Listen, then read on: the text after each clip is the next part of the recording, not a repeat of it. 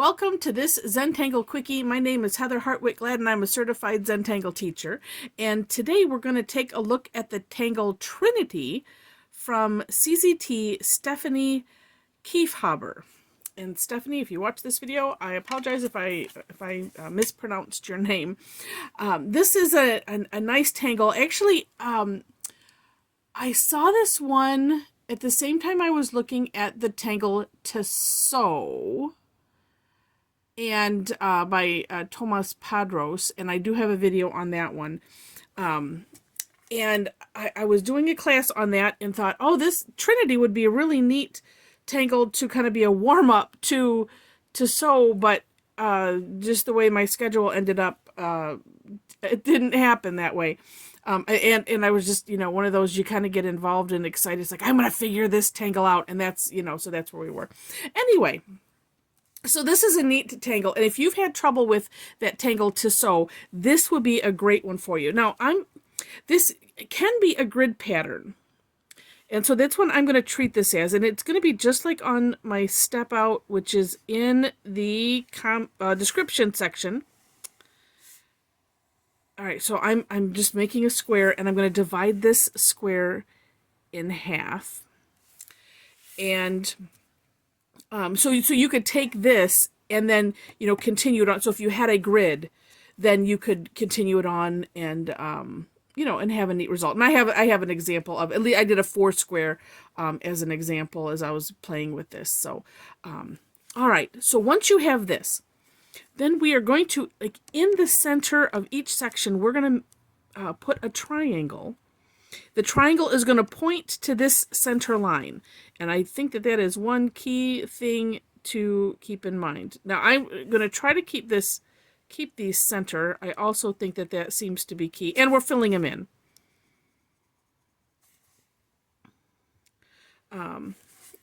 Sometimes that is one of the things with tangling is figuring out what things are key. All right, so there's one. And I haven't quite, I've played with this for a bit, and I'm still kind of playing with where exactly should this be positioned. Is it better to have it exactly centered? It seems like it, but that's something that you can kind of play with. All right, so once you have your triangles, this next step is very similar to sew. So let's see, I'm just going to pick a side here. So we're going to just do curved lines. So I'm going to use the takeoff and land technique. So I'm using a little bit of this straight line here on the triangle as my runway in the takeoff. But we're just doing a small curved line. So just a small curved line, and not necessarily a big arch. It's kind of like we're aiming for this, but we're coming just to this side of it. And that's something also that as you play with this tangle, you'll see where the curves go, what you end up doing with them. I'm going to go ahead and do this on both sides. And I'm kind of doing them, that would be clockwise. I have not messed with doing this one the opposite direction. That could be something to play with. All right. Now, next step is we're going to aura.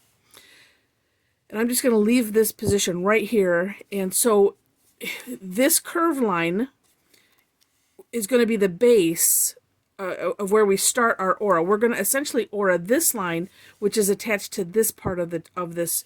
And it's kind of it ends up being kind of a curved triangle, really, if you think about it. It's because, we're curving it. Anyway, but we're going to aim for this end here. So we're going to take this. Let me move so you can see. Yes. All right.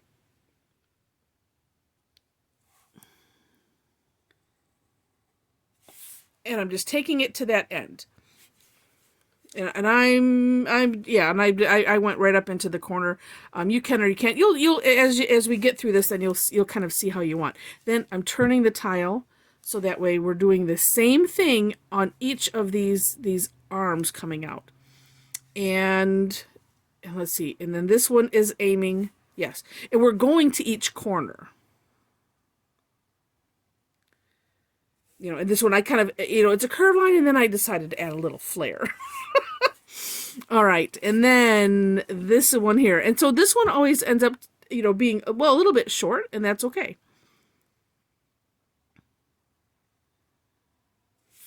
And there we have it. Oh, and let's do the second one. All right. So, oops, sorry. And that way, and I will also not move this tile, and just in case I was off on that.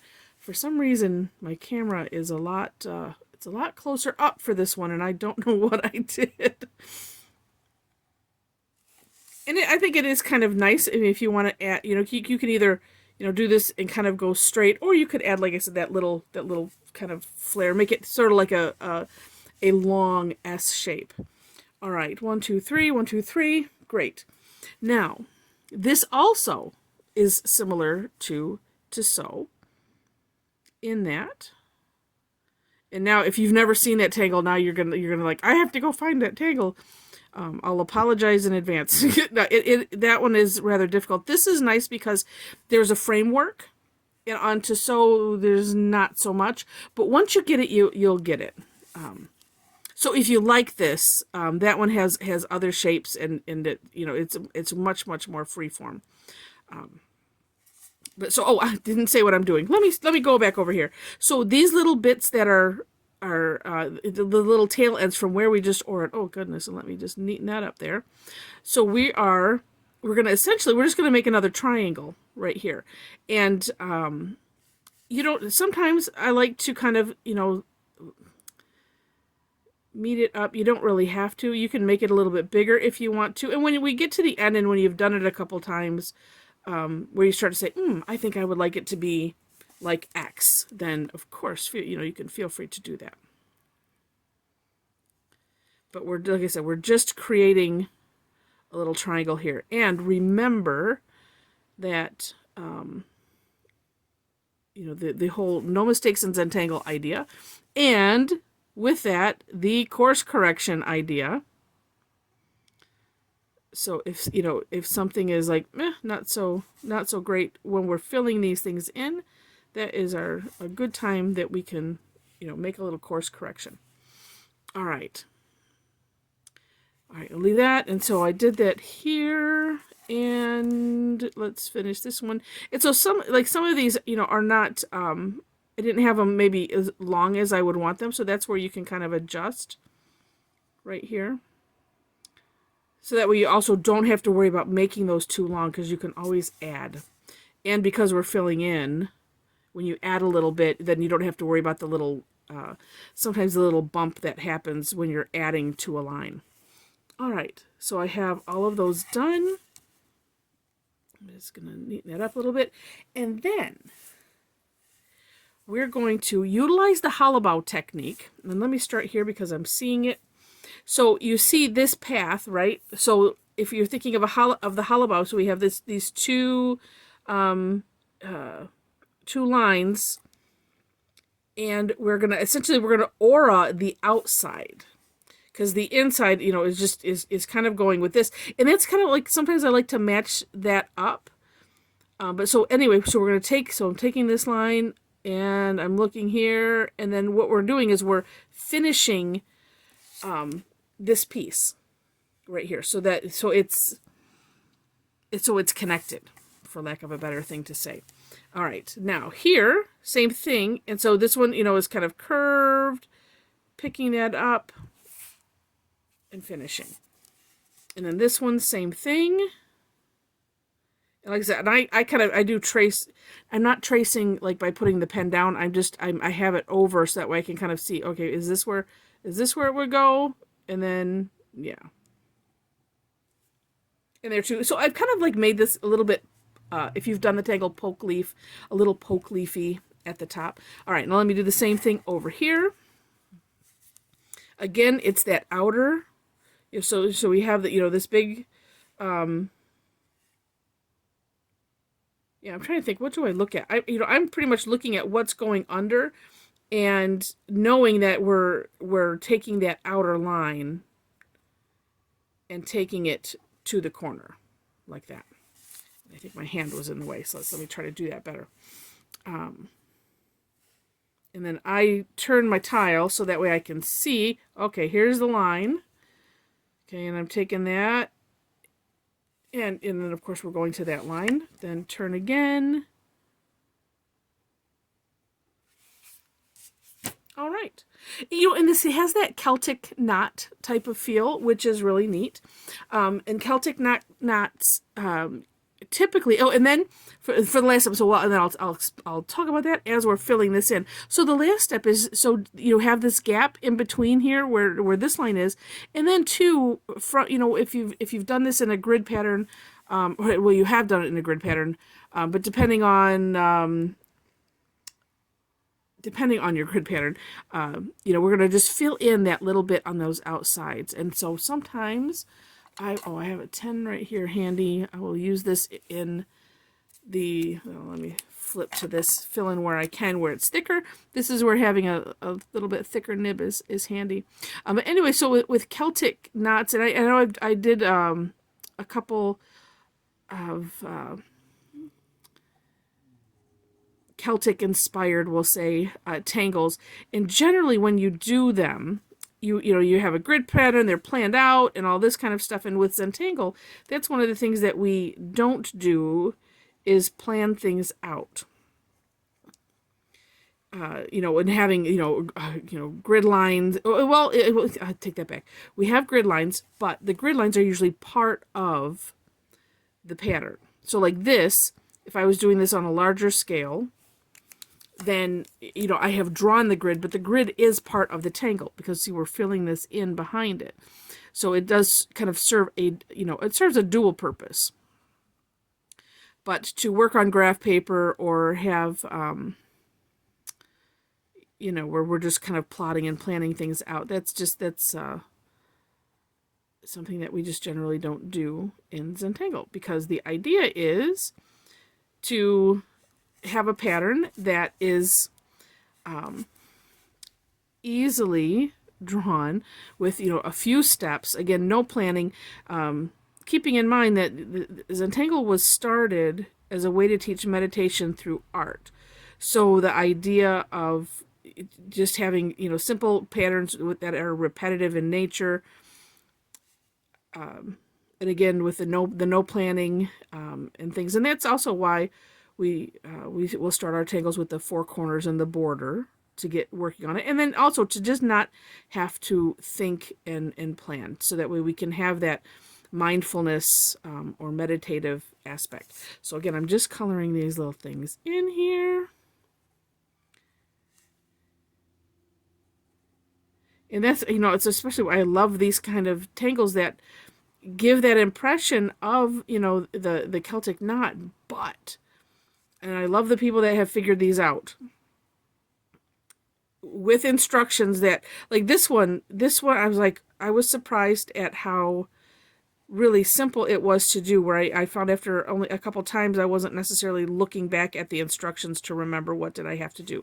Now also, you know, in this filling in section here too, if you had something that you didn't like on the outside, as long as so like if you needed to reshape something, just remember that as we're filling in these little sections, if you need to take care of a little something that you didn't care for, that is the time to do it. And then also, this is why I'm also using the 01, because it's so thin in here. Just those big sections I did with the 10, because I didn't want to create something that I'd have to then go figure out how to correct.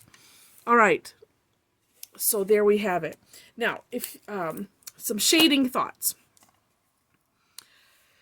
I was kind of playing around with this as well, but the one super easy thing to do is, of course, we're focusing on the inner, you know, the going under. So I'm just putting a little bit of graphite here, right on the outside. So I want to keep it out of these paths, but just where it's going in. And I'm going to do it just on I'm just doing it on the one side, not on the outside, just for now, because I want to see. I'm still, like I said, I was playing with it, and I'm not sure, you know, which way I like it.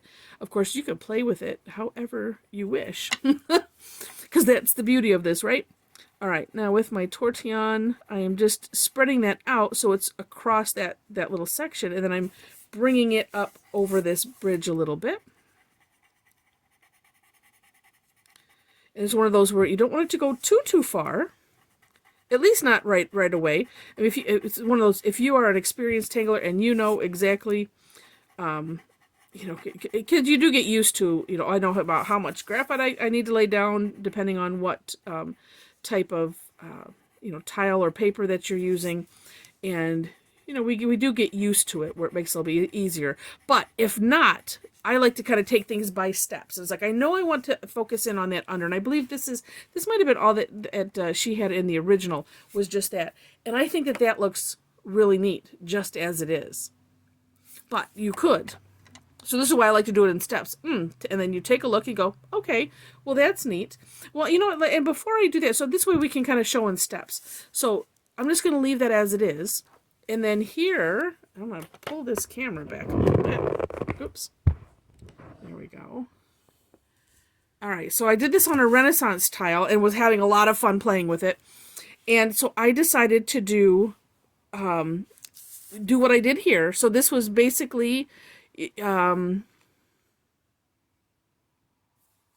trying to think how to word that, but you can see. So, you know, just doing these, I'm calling it the insides. So just doing that one side where we kind of have this bridge over. That's I just left it at that. But so on here, I did it both ways. So, you know, the going, you know, over the bridge and then under the bridge. So we could call it that way. So coming under from this one and over, I did it. So I did it both ways. Kind of, or maybe we call that going into this bigger section, because I wanted to see how that would look, and I think that also looks really, really neat. Plus, again, I did this on the Renaissance, so I did the black outline. And then obviously the initial triangle and things. And then I used the brown to color in, and then white charcoal, I colored in, you know, the tips of these and went down and then kind of blended it in with the graphite. And that just looks, I keep looking at it in amazement. Just still. And so this one I haven't quite finished because I was just playing with it. And, you know, sometimes it's fun to, if you're playing with something, just to kind of do it in stages maybe, and, you know, let it sit for a minute, go do something else. That's just how I work.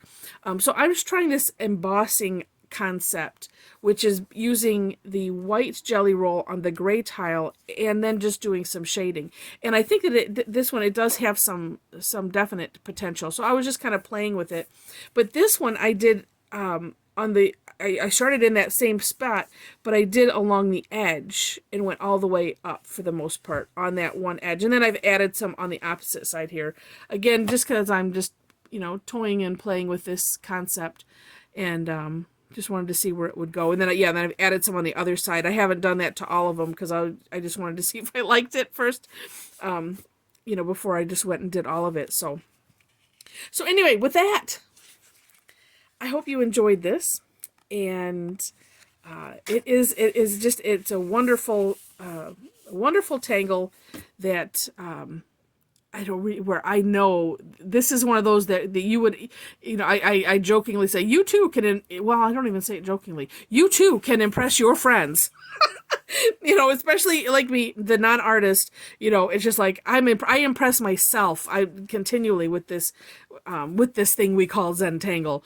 And just the beauty of following some steps and, you know, kind of working slow and being careful. And again, just one step at a time, and being able to create such amazing things. So again, I hope you enjoyed it. In the description is I want to say comments, because on Facebook, it's in the comment section. In the description, I will have a link to the step out, and if I have anything else to share, I will share it there. There, in that section, are ways to connect with me if you want to. If you like the video, thumbs up are much appreciated, as well as if you like the video enough to want to see more, hit the subscribe button, and then you'll be alerted as to when I put out new videos. So with that, I thank you very much for watching, and I wish you very happy tangling.